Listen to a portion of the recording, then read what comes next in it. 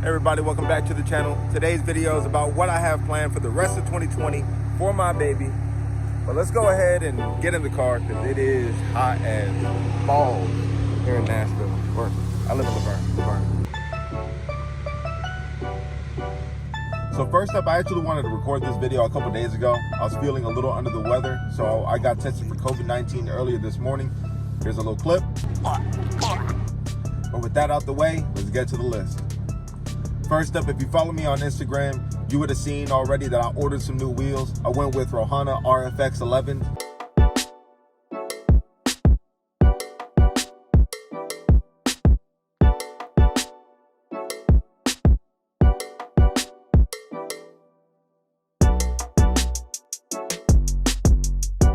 And I got them off of Fitment Industries, so I got them bundled with the tires. Sadly, I hope they fix this in the future where you can change your tire sizes from the front and back without having different size wheels. Because instead of going with a 10 in the back, 9 in the front, for width, I went with 9.5 squared, but I wanted to have some 285s in the back and 245s or 255s in the front, and I wasn't able to do that. But other than that, working with Infiniti Industries was real easy.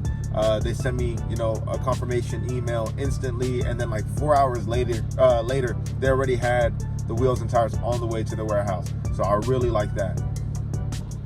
Secondly, something that I should have done, from the beginning, but obviously it's not a fun thing to do, is the oil catch can. I need to install that. You need to take care of your engine, your intakes. So I've just been slacking on that. I apologize to my car, but that's coming very, very soon. Gonna kind of tie that in with something else, and that brings me to the next thing in the list, which is swapping from my BMS intakes back to stock intakes with the K&N filter. I like BMS as a company. The JB4 is incredible, and that comes from them. But their intakes are lackluster, to say the least.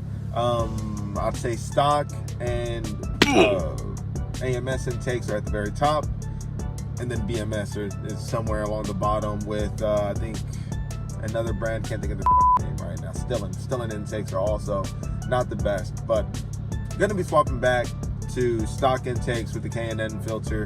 Feel like I'm gonna have more power. The BMS ones are just exposed to too much heat from the engine, and it's not doing me any good. Lastly, I've been hearing this from a bunch of y'all that I need to do it. I'm slacking, I'm BSing, is a chrome delete. Yes, I have a lot of chrome on this car.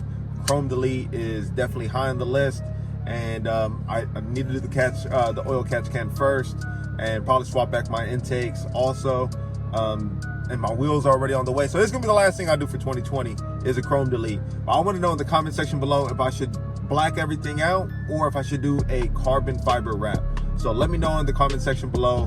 Please hit that like button if you haven't already, and I'll be seeing y'all in the next video. Thank you.